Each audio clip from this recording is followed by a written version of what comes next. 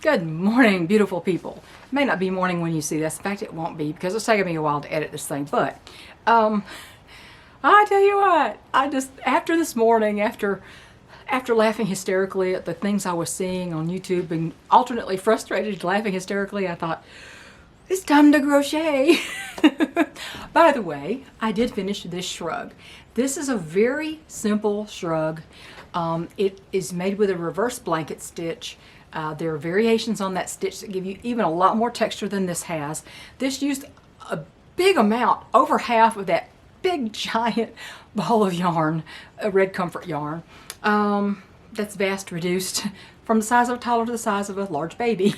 But anyway, this is not bad. I did it according to the instructions. However, I do feel that this might benefit from a little bit of a trim because where you seam it right here, depending on how this folds when you wear it, you could see the seam coming out. I think if you know, but usually you just wear it like this and it's kind of buried underneath your elbows. But I'll show you if you can even see this. I'm not sure you can see this. Let's see. I don't know if you can even see this.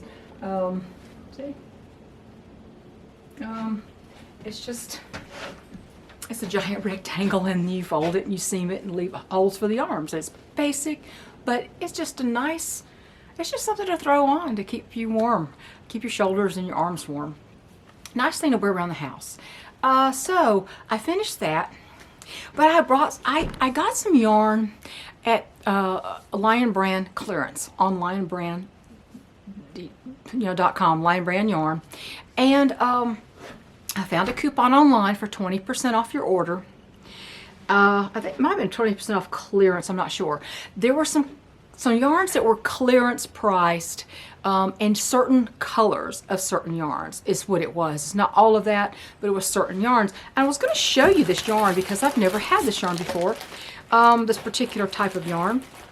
I got two kinds, but first kind I got is something I don't normally get. This is a 3-weight. I got a pack of 3 of this color and another color. And then I got a pack of 3 of a completely different yarn. This is the Lion Brand Comfy Cotton Blend. This is the colorway, I think, Chai Latte. Yes, Chai Latte. This is 50% cotton, 50% polyester. And this is actually a number 3 weight. Oh, it's so soft. Oh my word, this is so super soft. Since I've got 3 of these, and each of these has 392 yards, so each of these has almost 400 yards. I've got almost 1,200 yards of this. This I think would make a really nice soft shawl, or a sweater, or a top. I think a nice light airy crochet top would be nice with that. There goes my cat again. Finn, don't you dare leave, you blind crazy thing. But yeah, this is Chai Latte, the colorway. And like I said, this is a number 3. This is a number 3, and I have 3 of those. So I got 1,200 yards of that. And then I have another color. Let me get that one out. Now, I know this is shaking, this table. Sorry. I have a very shaky table here. Did I open that bag? I did. This is just another colorway. This is a nice brown called, what was this called? Mochaccino. I don't know why I forgot that. Mochaccino. Same thing. The Comfy Cotton Blend, 50 cotton, 50 polyester. Oh, this is so soft. Oh my, you could actually combine those two, I think, because of the color of this one. And you'd have 2,400 yards. You can make anything with it. So there is that. Now, by the way, these cakes run about, what is that? About $8 a piece. But on clearance, with a 20% off, $2.24 each. That's why I got these. All right, I got another kind. This colorway was on sale. This is the Mandala watercolors. This is a bulky weight number 5. This is the color Quarry. It's got light gray and a greenish gray. I love the greenish tinge in there. You know I love green. And it's a super soft single ply roving type yarn. Super soft, no ply, it's just one ply, roving type. Hang on just a minute, let me get my cat back, hold on. Sorry, we were so rudely interrupted by my cat who can't seem to remember that he's blind. Okay, this Mandala Watercolors bulky 5-weight yarn. It is, you see it's got a little bit of a, you can see the fuzz coming off of it. I don't know if you can or not. This is called a halo. It's called fuzzy. This is a roving yarn. It's just got one twist. It's one ply. The fiber content of this is 75% acrylic. Let's see, 15% wool and 10% nylon. This has a lot less yardage than, of course, the cotton yarn. This is, I think it's 164 yards on each one of these, and I got 3 of these. These are, normally way up there in price, and I got this one for, I think, $1.68 each. And it was just these colors on sale. I don't know what I'm going to make with this. 164 yards each.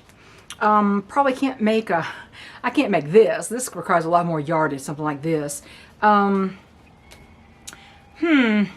not really sure, but it's so soft. I have a feeling it would pill up a lot. If you can, I don't know if you can even, let me see if I can even get this to focus. If you can see the halo on that, the fuzz coming off of that.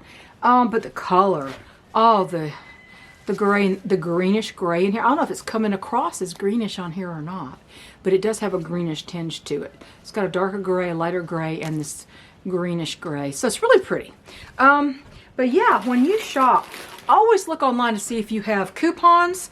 Now where's my hook? I was going to talk about something here, but look and see if you have coupons. In fact, just do a search for Lion Brand yarn coupons or Hirschner's yarn coupons, and you will often find a lot of them that are not current, but eventually you'll luck out. Like I got 20% off of this, so of the sale price, and these were on clearance price as it is. But when you can get something that sells for $8 or more at $2 a piece, why wouldn't you?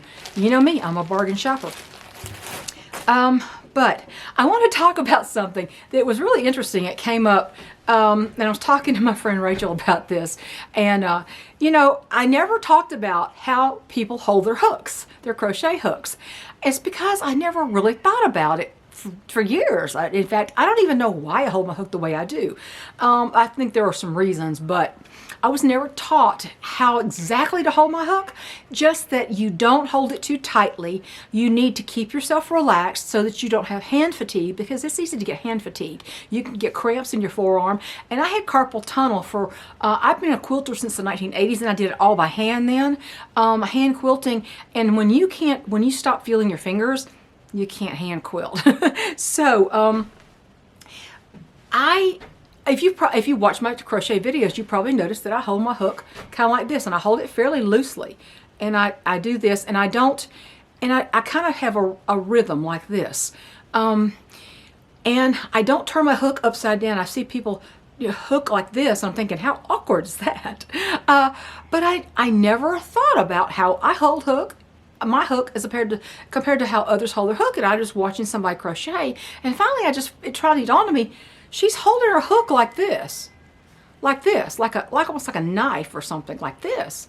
And I thought, I never noticed that people hold their hooks differently. Just never paid attention to it. Because nobody ever said there's a right way and a wrong way to hold your hook. We'll talk about that in a minute, because I don't believe that. But I thought, well, let me see, can I do that? And I started trying to do this, and I can't crochet like this.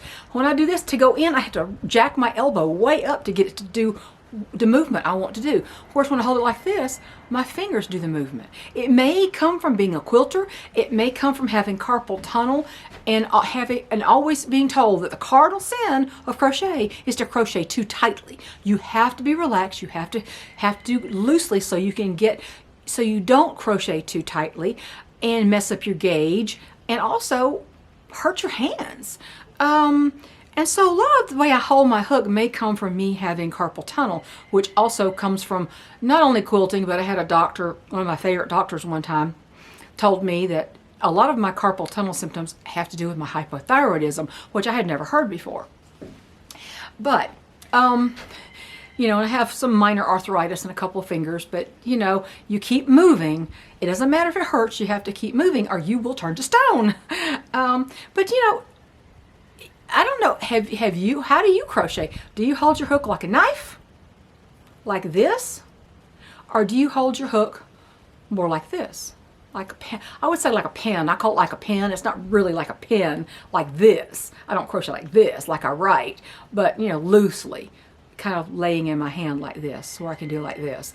And I can hook it like this, and I can have a rhythm, and I go into the loop, pull up a loop, and my crochet hook never turns with the hook part up. It never turns like that. It either is facing me or downward. It never turns upward. So that's just the way it's natural to me. And I cannot crochet the other way. I can't get my hook into the loops. And when I do it, it's because they're too tight. They become too tight. So what I want to say about how you hold your hook is you hold your hook the way that is most natural to you, the way that leads to less hand fatigue, the way that can give you the dexterity that you need to do the stitches for your project.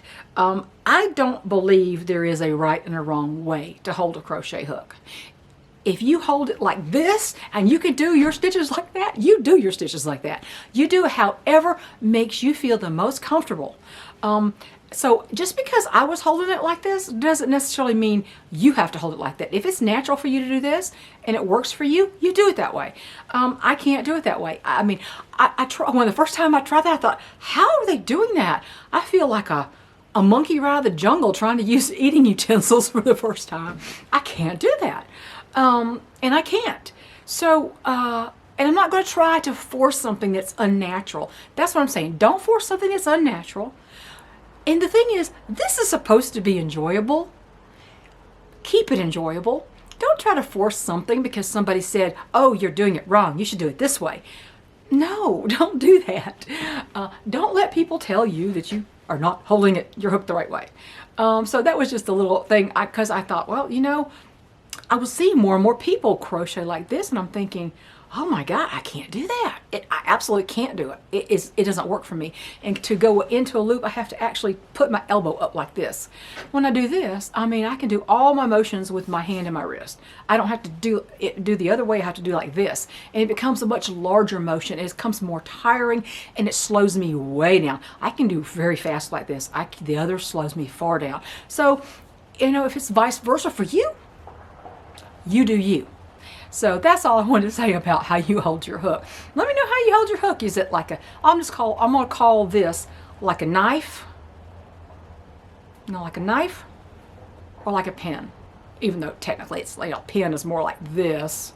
I don't hold it like this, but you know, loosely like a pen. So let me know how you hold your hook. I mean, which way is the most natural for you? Are you having trouble figuring out which is the most natural for you? Are you trying to force something because you saw somebody else do it and it's not working for you? Try the other way. Just try whatever works for you, because you know, whatever works for you is what's going to make this hobby enjoyable for you. So that's all I had to say about that. So what do you think about that cotton blend yarn? I mean, honestly, I don't know about that. I don't know about the watercolors. I don't think it's gorgeous, but a bulky 5, and it's a roving type yarn, which means it's like 1 ply, and it's I don't get, maybe it's not technically roving. I'm not sure if that it's roving, but it's definitely 1 ply, just a single twist. And I would think that because of the character of the yarn, it might be difficult if you make a mistake to pull it out. I would think it would tie up on itself. I may be wrong. I don't know. I have not used it yet. And I have not used a number 3. I always go for a number 4 worsted weight. But this number 3 is not super thin. Do you see this? It's not super duper thin. And, oh, it feels heavenly. My goodness. Of course, you see what this little lady's wearing on the label. This feels like this would make the best little sweater, like a pullover sweater, like maybe just like a topper that goes over like a t-shirt or something, or just a very loose, like maybe a shrug that's very lacy, like for the spring. This is like a spring weight. I think this would be awesome. I think this is beautiful. So I'm going to show you the other yarns when I get it. I've got one particular kind coming from Lion Brand with a couple of hooks I bought. They had something on clearance that I have never used before. And it's a metallic yarn. I don't usually use metallics. I do use some. I used to use them a little bit. But I also have some more coming from Hirschner's. And the next project is going to be not a shrug exactly, but an actual oversized sweater with an actual collar and rib sleeves. So that one is going to be interesting. I think you'll like that. That's going to take a little bit. I decided to stop making, the hats, cowl scarves, but I'm going to teach you a couple of stitches. This is made with a reverse blanket stitch. There's a blanket stitch, a reverse blanket stitch, and there is variations on the same stitch that give you so much more texture, make them really puffy, and I think those are really awesome stitches. So which one would you like to see? Would you like to learn? Would you like to learn the blanket stitch and reverse blanket stitch? Would you like to learn the variations that give you a lot more loft and texture and sort of like a 3D effect? Which one would you like to learn? So I'll do that as soon as I get that overhead tripod. It holds the camera out and down, right down at my, and I have to do that inside. I can't do it outside. It's going to be, by the time that gets here, it's going to be cold again. I'm not going to try to do that outside. I'm going to try to do that inside. I think I can get enough light. If I can't, I'm going to have to get me a little bitty ring light or something. Those are not very expensive, but I think I can do that. But I'll have to do that inside. So somebody's going to have to vacate the living room for me to do that. Because I have nothing to clamp that thing onto in my bedroom. We'll see. We'll see. We'll work it out. I'll work it out some way. Anyway, that's all I'm going to do is just show you that yarn, talk about about the differences in how people hold their hooks, which is just something that's never crossed my mind until I started watching more videos and I went, wait a minute, that's different.